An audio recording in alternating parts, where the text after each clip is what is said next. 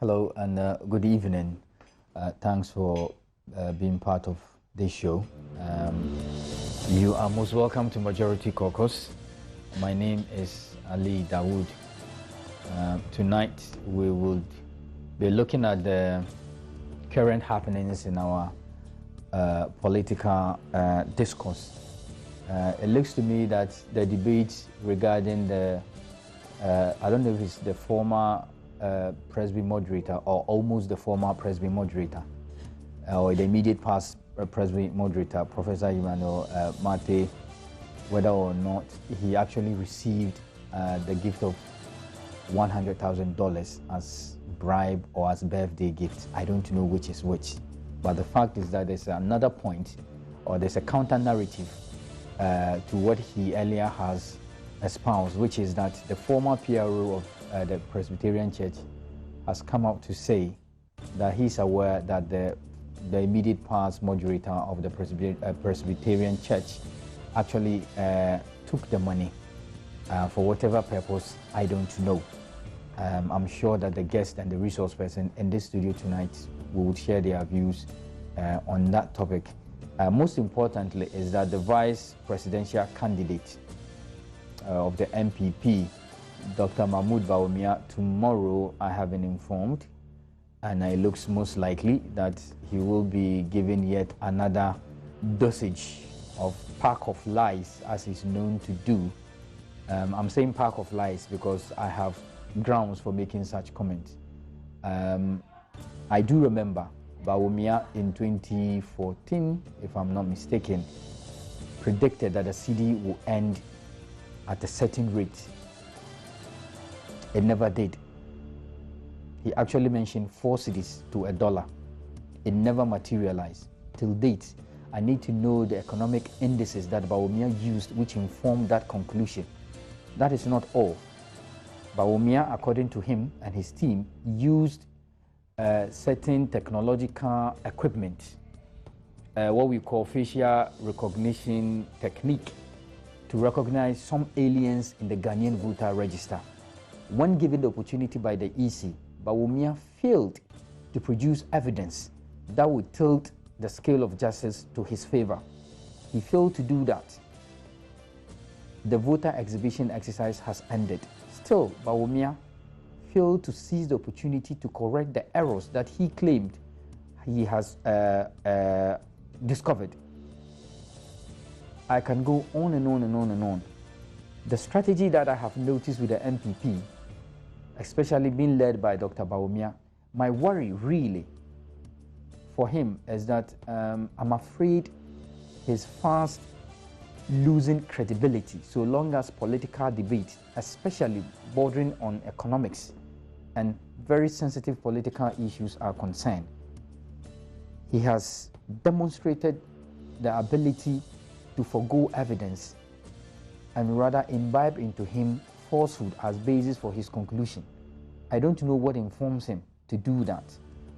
But as to whether or not is the right strategy for a running mate to adopt, I'm sure the answer is only best known to Dr. Mahmoud Bawumia.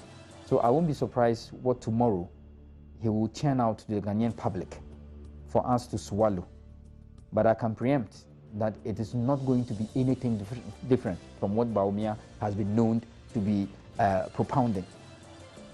I would introduce my guest on tonight's show when we come after this break. Stay with me.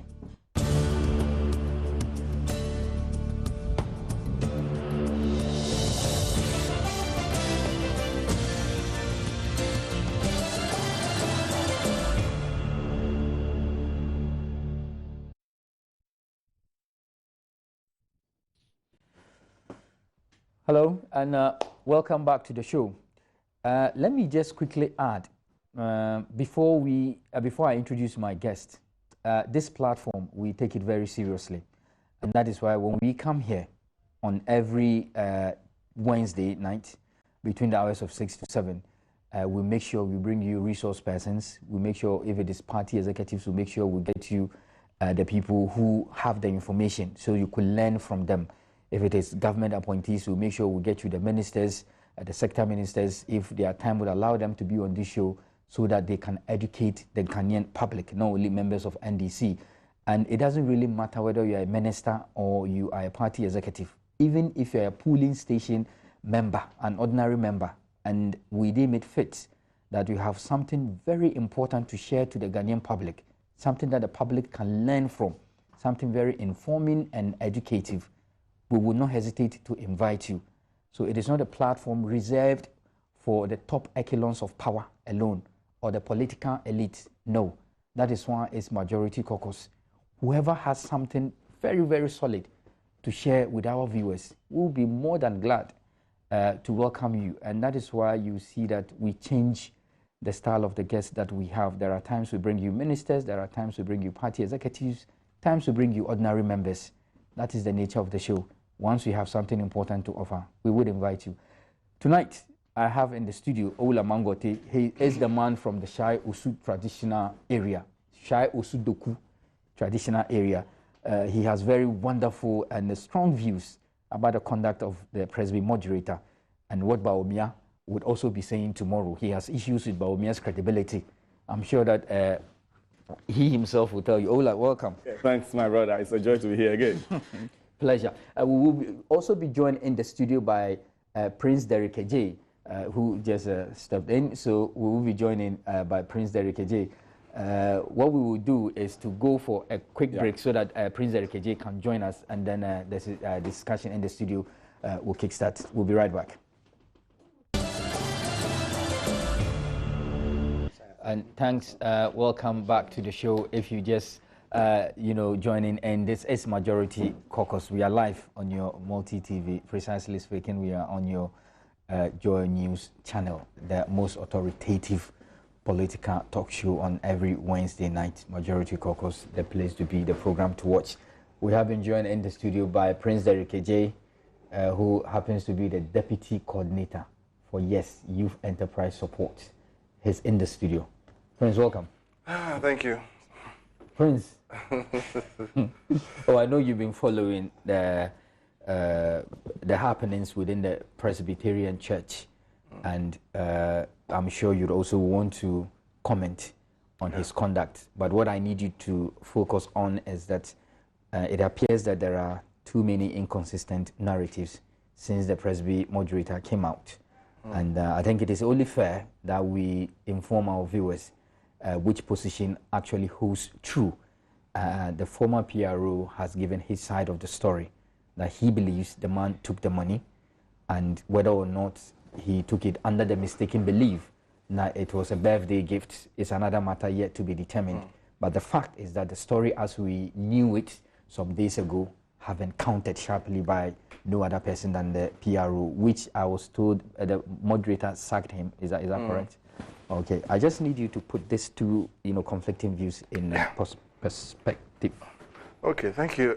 Well, a good evening to your viewers. And I must say also that my schoolmates from PRESEC, the Presbyterian Boys Secondary School, Legon, have also been sharing very interesting views since this matter broke. I recall, at least our school anthem says, the Christian training we get a sure, solid foundation to build us into giving us the basis for the future that we would have in our country and church. The Presbyterian Church is noted for not just discipline, but there's some very important attributes that they pride themselves on giving to people who either go to the church or their schools.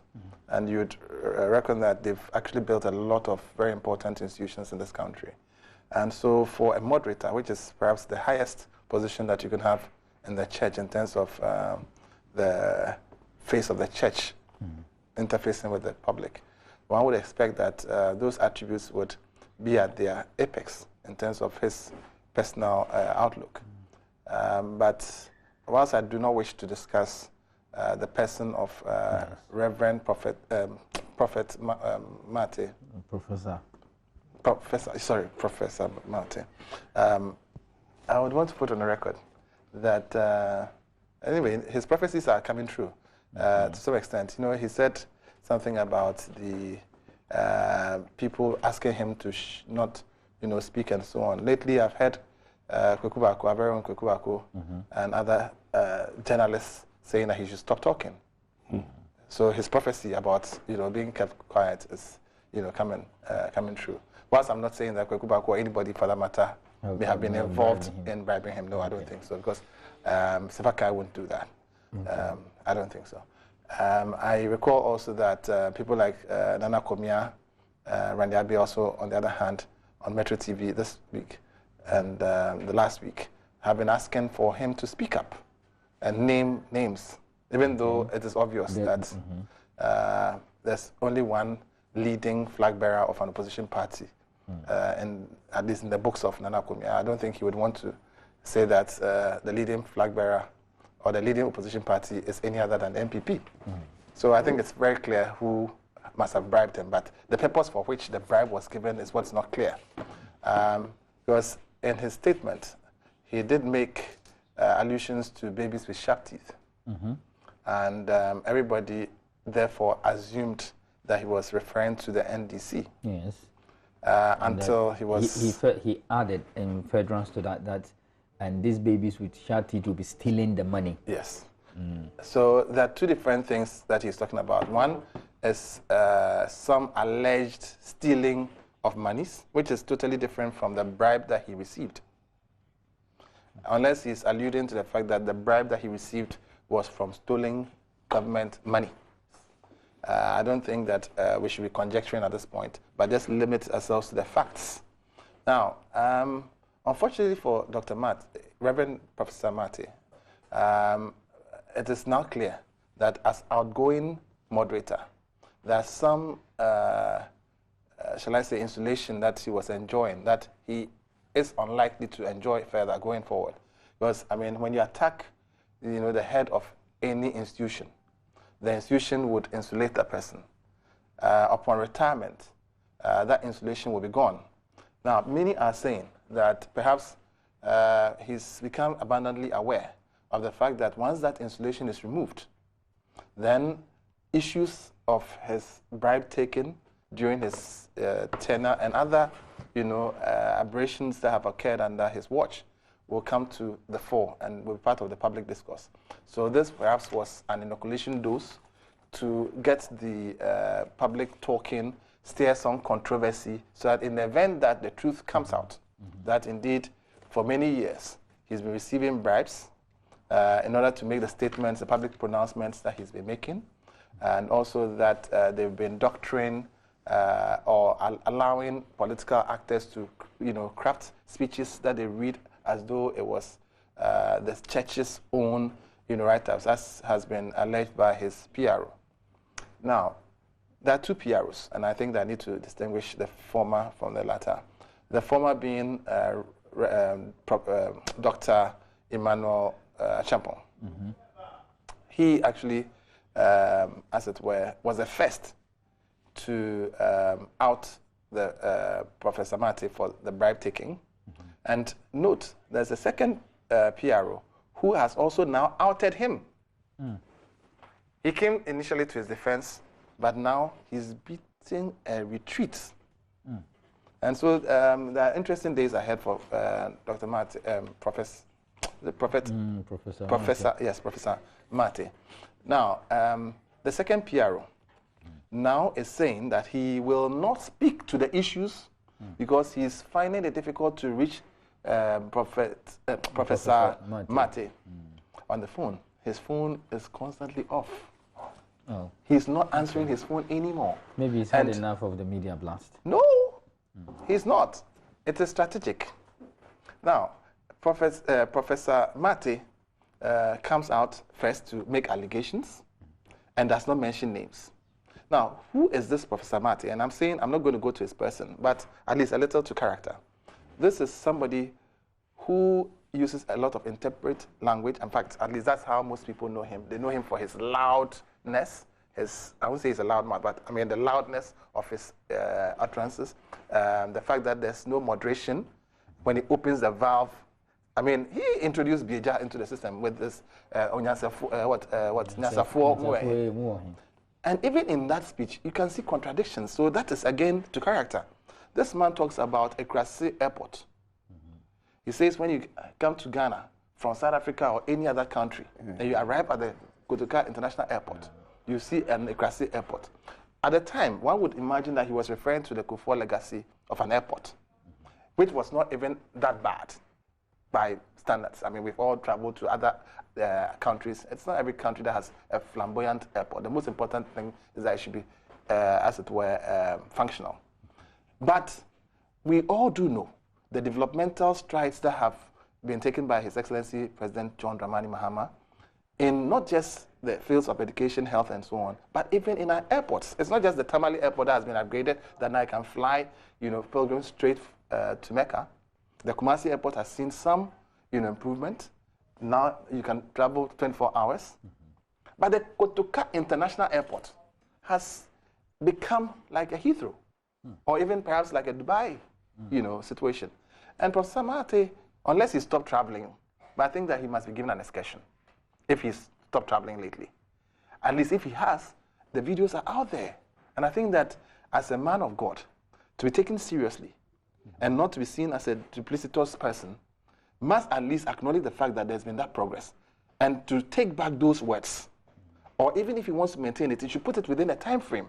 It's like if he is a kind of person who takes time frames very seriously, then he must do so. The reason is that when he was being accused by his former PR, the PR put the thing within time, date, and venue.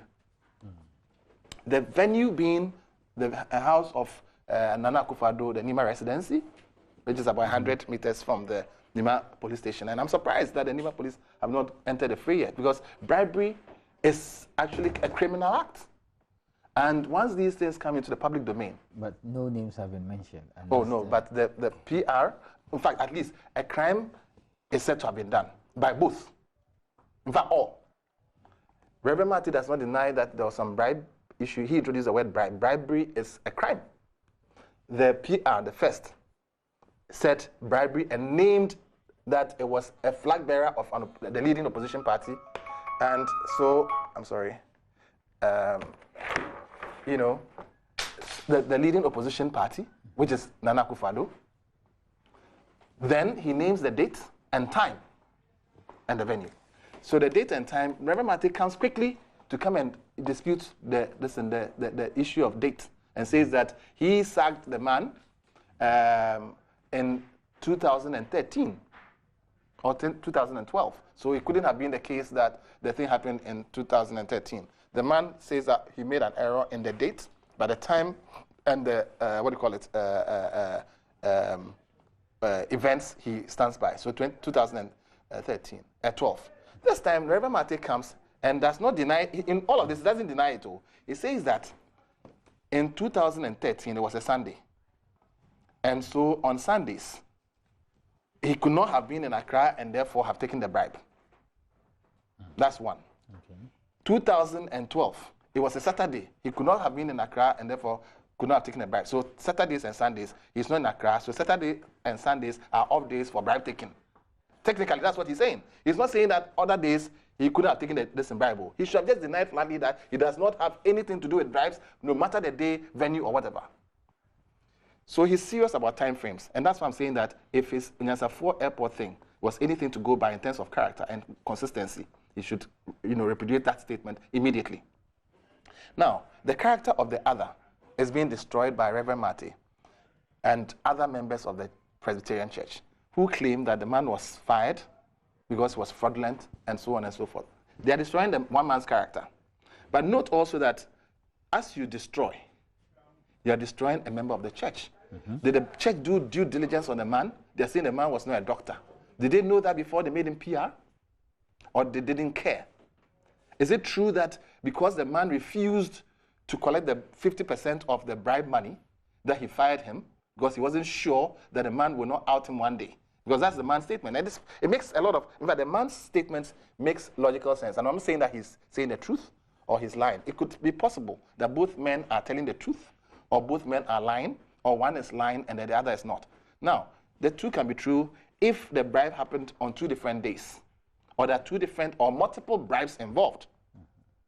And honestly, if you take bribe once, you can take it all the time, because for a man who did not look at money but can accurately gauge the amount, it means he's in the business of, money counting, bribe money counting. Oh, I mean, not necessarily, but he could have an idea. Oh, if you see the bundles. If you see $100,000, would you? A bundle will be $10,000. Have you seen $50,000, my brother? But I know a bundle will be $10,000. So depending on the number of the bundles, you can guess. But at least he seems to be well versed in that trade, which is fine though, because collection monies have to be counted quickly and bundled nicely. I hope that doesn't extend in that direction. But then the second PR. Now this man comes defending the church and by extension Professor Mate to the hilt, without even all the facts. That for me is worrisome. You would expect that, in a matter like this, serious criminal allegations being made, one of the church and its leadership and its mouthpiece. So as the second mouthpiece, you must be more careful. And allegations have been made against state institutions. That's political parties. Political parties are public institutions. And these flag bearers expect or aspiring to be presidents of this country. Nana Akufo-Addo is not aspiring to lead the NPP indefinitely. In any case, he's led it enough. This is his last chance. But at least at the very last 10, we must have the man exit gracefully. We should not leave that cloud, hanging over his head like in the mornings over this corruption allegation as well. At the very least, they should have given the man the opportunity to defend himself. And I think that the church must rise up and be counted as part of moral society. The conscience of this nation is not just a token. And this, you see, the last bit I would like to perhaps chip in, I think that is important, is that he actually now has taken us on another tailspin in the direction of Peace Council, which is very worrisome. Yes. The reason being that he now tells another fib, and I won't say a lie, but a fib about the Peace Council. Yes, it is true that he was nominated. At least that's the facts we're getting from the Peace Council as well. And yes, it is true he turned it down. But it is not possible that until the Peace Council, in terms of its membership, meets, that there can be a chair. A chair is not appointed by the president. The president appoints two other persons, one of which must be a woman. And this is a legal matter. It's cast in law. So it is not something that the president can go and take, let's say, a representative and say, you represent Christian Council, you, Pentecostal Council, or Ahmadiyya. These things are institution representatives, and the institutions would nominate. So that part of the statement that one is a lie. It's not like an ordinary board of directors where the president then has the absolute power to nominate. So that part is a lie. That one I can say concretely that Reverend Prophet Mate lied completely. But then the other part of introducing names, Honorable Agaga, he is able to mention Honorable Agaga by name. But in the bribery allegation, no names. Thank you. So the man is able to mention names. Let's hope that maybe he's cured himself of that ailment of So the need for consistency is key. The man is not consistent. In fact, his temperament. In fact, I'm happy he didn't take up the nomination by the Christian Council to be on the Peace Council. He doesn't come across as a peaceful person. He's belligerent at best. It sounds violent. Even without action. It's okay. Let me get the Owula. Owula, you are from the Shayo Sudoku Traditional Council. One would ask, what business would you have with the Presbyterian Church? But I know you are a Christian too. Well, in the first place, I'm a traditionalist, and ordinarily I wouldn't want to comment on the activities of another Just hold on, let me leader. add this. You know there has been a youth group. Yes. It's the concerned members of the Presbyterian. I need you to factor that in your discussion. So ordinarily I will not comment on the activities of another religious leader, because we all try to be very ecumenical in this country, where we can, in order to maintain the social equilibrium, peace in this country. And it's on this note that I want to extend the solid appreciation of the traditional, leaders in this country to Sheikh Dr. Nuhu Shaributu, the National Chief Imam, who has shown since he was anointed to be the chief imam as somebody who has worked for peace. And I'm very happy that he was awarded by the American Embassy recently for his peace overtures. So salute to Sheikh Nuhu Shaributu.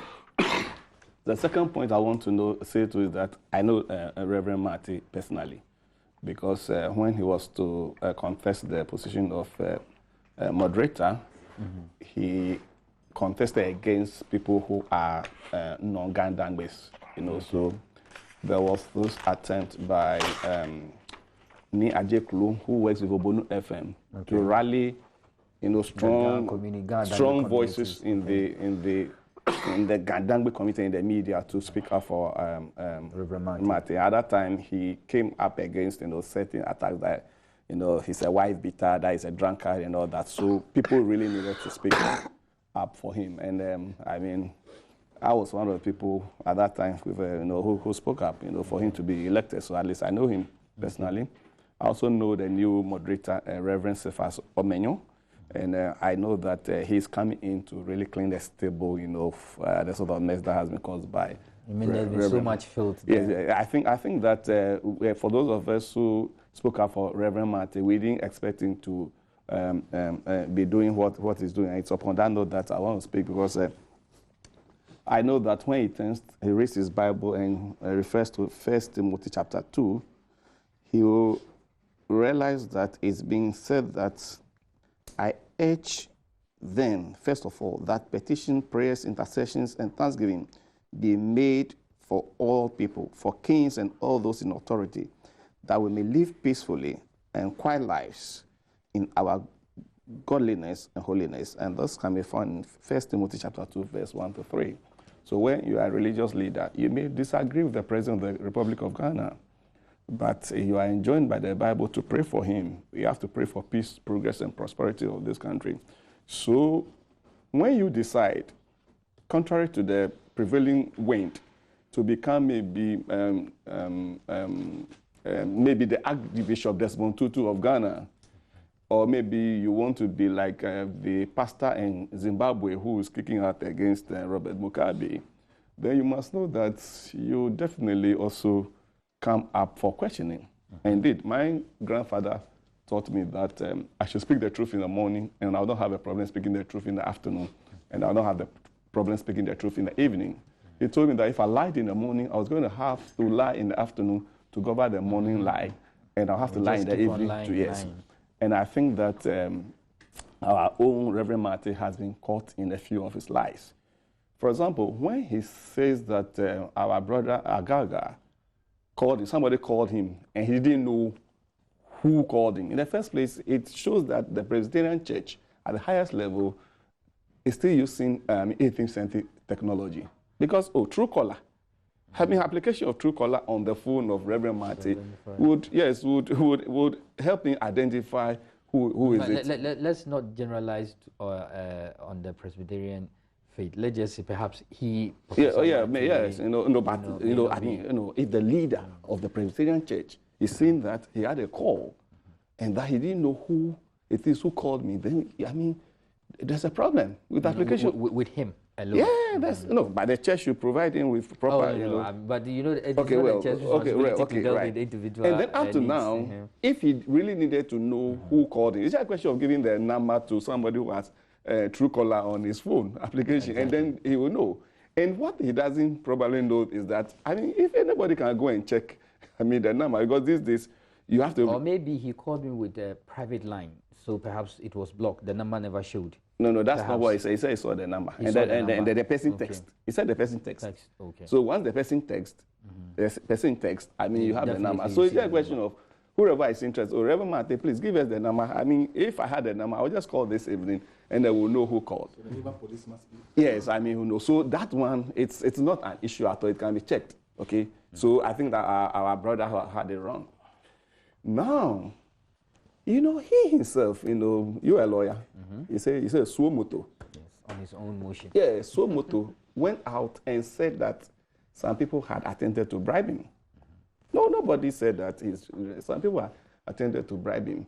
Maybe he thought that he could skew it to the NDC when he put in this babies with sharp teeth and they later on followed up with Honorable Agaga.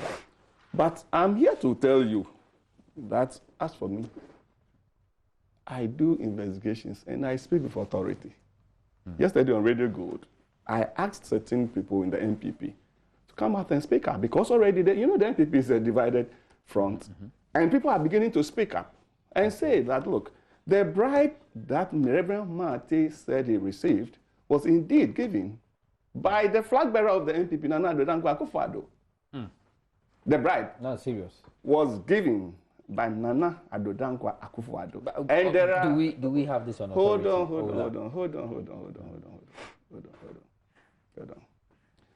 Because there are people who were present. And they told you this? There are people who were present. Okay? I'm saying, listen, I'm saying that one, the MPP itself is divided now. At the time this thing took place, there were people who were... Ola, I would want us to establish, before we leave the studio... May I finish? Yes. May I finish? So that you don't... Because of the nature of the allegation. Listen, I'm not making an allegation. My friend, I've been in this business for a very long time. You have evidence to support that? I have been in this business for a very long time. So just, I say that the bribe was given by Nana Akufo-Addo. And I'm saying that Mahmoud Bawumia was there. I'm saying that it was Dan Kwekwe who is a Presbyterian, who facilitated the meeting between Reverend Mate and Nana Akufo-Addo. And I'm saying on authority that the current member of parliament for Impriso was present. I am saying on authority. The Impriso MP. He's called a champion. I'm saying on authority that the former Minister of Communication and Majority Leader, Felix Owusu-Agyapong, was present. I'm saying it on authority. Okay? I'm saying on authority that the former Member of Parliament for Abetifi, he passed on, was present. Pepra? I'm saying it. That Reverend Mate, I'm saying that your own relatives and friends in the MPP are beginning to speak out. And I'm establishing here, Ola Mangote, a traditionalist from Shai Osudoku. I'm saying that it was Nana Adodankwa Akufo-Addo who gave him the bribe. And so, nobody asked him to speak. And so now back to the issue of all of a sudden, people are asking him to keep quiet. Why? All of a sudden, if somebody has alleged that he's been bribed, and he's been saying that... He ought to be encouraged to name names. Encouraged. He has to be encouraged. And then he is saying that, he's pointing to the direction of people, babies with the sharp teeth. And you know the history of, the phrase. Yeah, yes. It was Chama Rollins who was giving Professor Mills, some heat. And he had a hit in return. You understand? Hit in return. And by his testimony, he really had a lot of hit that he felt that these were babies with sharp teeth. That when they bite you realize that, this was so that. And he in turn accused them of stealing. Yes. So, by trying to point in that direction, at least there are people in the MPP who have, conscience. You get it? When in the beginning, when they were having these meetings, you get it? They had this. And the issues are that, one, the Presbyterian Church was noted to be a church that had a voice. Okay, so it's possible for them to come out, communiques. Communiques were written for them to read out. Communiques were written for Reverend Martin to read out. And they were coming from the MPP. They had prepared speeches. Prepared for them. For them. Okay? So Reverend Martin, you see that most of the time he says things that had no basis. Why would he go and say that he... There's something I don't want us to forget. Was this at the funeral of a dead member of his party, or I'm not getting my information? No, for the leader of the Presbyterian Church to go and stand on the platform and say that the church was going to cooperate and collaborate with the MPP. What is the basis for that? I'm surprised. Yes, knowing clearly that not all members of that faith belong to the MPP. Yes. You got it. The man's utterances, out of the abundance of the heart. His heart, he's speaking. So all of a sudden, you have people who know. People who are telling him to keep quiet. No, they know. And I'm saying that Kweku Bagu knows. He knows. They know the truth. They know that this is, there are some people who, with the greatest of respect, are like useful idiots. You want to use them, and all of a sudden you realize that they begin to behave like donkeys. They begin to behave like donkeys. How do you manage them? So, in the heat of this, why would we have somebody from Peace FM saying that he should keep quiet? Because Reverend Mate leased the headquarters of the Presbyterian Church of Ghana at Mokola to Osei Kwame Despite of Peace FM for $9 million. $9 million. And the people in the Presbyterian Church are asking, there are business people in the Presbyterian Church. Why won't you give it to them? Why wouldn't you? Why will you so source it? And the person who so source it is the person in charge of UNA agencies in this country. Do you understand me? You so source the thing, and there are people in your church who are not. They are also business people. They are business people. They also are interested. Okay, you so source it, and look at such a facility in the middle of Accra, Mokola. In the heart of Center central of market. Center of Accra. $9 million. How did you give it to Osei Kwame Despite? And what processes were followed? What peeves them is that Despite is a Pentecostal. Yeah, he's a Pentecostal. So meaning tone and the call and me we say in Ghana. I mean, you are preparing, goat lice soup, and then you are seeing chicken feet inside.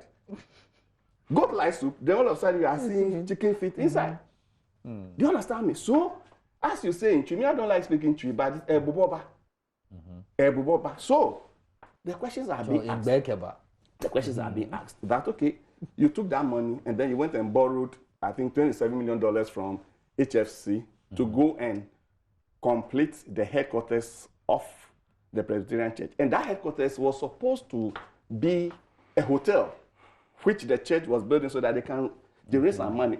Why? Because, right now, the sort of preaching that is going on, it is called in theology secular humanism. Okay, explain. Secular humanism. You move away from preaching the word of God, proper word of preaching God. About salvation. Salvation, what you must do so that in the parousia of Christ, you have salvation. They've moved away to what is called secular humanism or gospel Pentecost. I mean, it's a gospel, prosperity gospel. Okay. So they've moved away from that. So because of that, the maturing Pentecostal churches are making more money than the Orthodox churches. So you have to find a way to run your ministry in what is called tent ministry. And so you remember, if you read about Paul was a great, missionary, but he mended tents in order to have it. So that activity of Paul is called in theology tent ministry. So most of the churches now have, in addition to what they do, they have tent ministries so that they can raise money. This is coming from a traditional. Yes. So the Presbyterian Church decided that they were going to have a hotel in the heart of Osu, so that at least they can raise some money for them. My own brother goes and then turns into head office. That doesn't earn anything. Now, that's around Cuckoo Hill. Yeah, it's difficult for him to pay HFC. So recently, HFC wanted to, attach it. Yeah, attach it. So in his own church, the questions are coming up. People are going to ask questions. And I tell you, the youth in the church, after asking questions, they issued a statement today. Tomorrow, they are going to be on Radio Gold.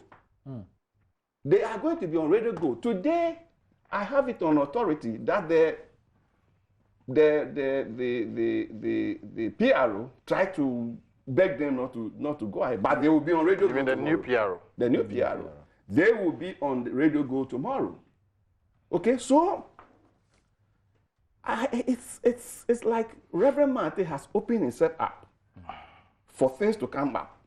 People are going to talk. Look at our own dear Osei Kwame Despite, a businessman whose name is now coming up in these issues. Yeah, I mean, Osei Kwame Despite has no business having his name mentioned in these matters. But if you bring... The can of worms have been opened. No, if you bring sugarcane to your house, don't ask anybody why you have flies in there. So, my brother, as far as... This one is mango. Yeah, as far as the church is concerned, I am telling you that Reverend Marty has not done very well to really make the Presby Church stand strong and tall. Okay? And I'm hoping that the new man who is coming in, Reverend Cephas Omenyo, Professor Omenyo, would allow the Holy Spirit to use him so that he will lead the church into another era of peace, progress, and prosperity. Amen, says the traditionalist who sounded more of a spiritualist in the Christian faith. They said, let me try to see if I can quote A.B.A. Fuseni, Honorable A.B.A. Fuseni.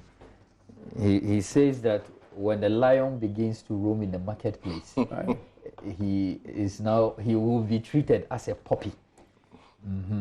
So if you want to be, you let me leave it there. Producer, I don't know if I have to go for a break, but I would like to quickly, get into the second topic. Oh, please, just a quick one. Just a quick one. The revelations. Yeah, I've been told. I don't know if it is true. The new PRO from the for the Presbyterian Church. Yeah, is it true? Yeah, it's true. Is it MPP youth leader? Yes, not correct. And seriously, I think that Honorable Dambotre is still in town.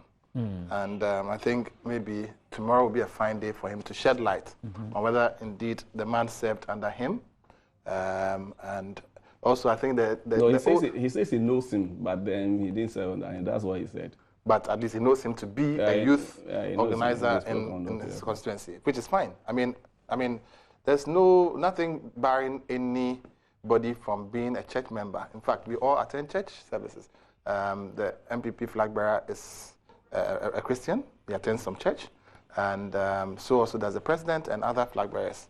There are a few who are Muslims, and maybe some who are atheists. So there's nothing, barring anyone from being a Christian but you must be clean and clear about it. So Reverend Marty, for example, his MPP credentials have only suddenly come out in the twilight of his administration, which is sad. Now, he's now chosen a new PRO who is dyed-in-the-wool MPP after throwing out this gentleman who accidentally, apparently, trained this new PRO. So there's nothing hidden, really. I think in the coming days, the things that will come out will be more than this country can contain. And I think that we need peace, we need unity in this country. And I'll pray for Reverend Marty also in conclusion. If you remember, when we were in the Doomsday time, he said that he had a solution. And that's also at the heart of the Nyasafour thing. He calls for thinkers. He assumes that the current administration is not thinking. And that is in tandem with what the MPP philosophy about the NDC is. The NDC doesn't think. In fact, the Akufo-Addo fringe of the MPP even believes strongly that they are the thinkers in the MPP. And the Kufuor faction, that's the MPP, the owners of the MPP, that's the Ashanti faction, should only bring their money, and then they will bring their wisdom to rule. That is the philosophy. So I'm not surprised at all that now has been narrowed into the NDC and the government for that matter. And so that insulting attitude of Nyasafour and so on, he goes on to say that he can actually prefer the solution. Now, when he was pushed to the wall, what did he say? That he can do that through prayer.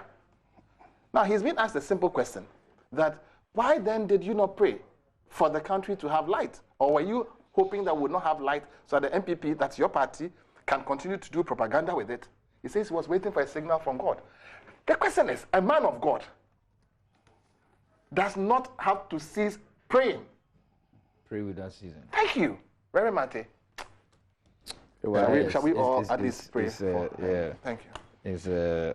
They say when you have cotton wool under your, you don't jump over fire because you can easily be... Amen. Amen. Anyway, the second topic, Bawumia will be addressing the members of the MPP tomorrow. I'm sure he would want to delve as often as it is predictable of him to do some economic, arguments.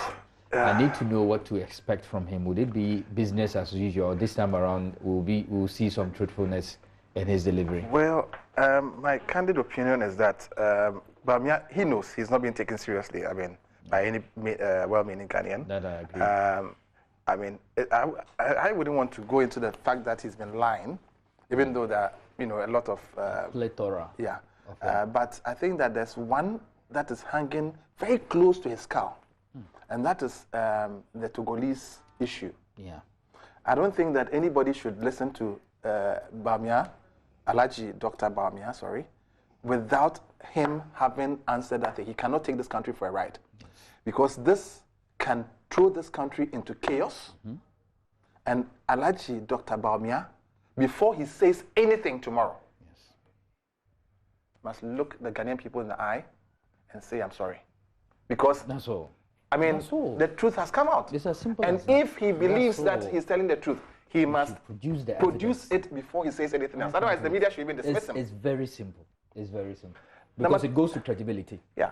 And if he attempts to speak to issues of the economy, I think that I'm sure Mr. Kabo will be there, his aide. And I want to say this, Mr. Kabo, that as a former youth leader of the NPP, still a young aspiring member of parliament, I wish him well. At least he must not follow Bawumia blindly. Here's a man and a party that ridicule people who have been trying to fend for themselves.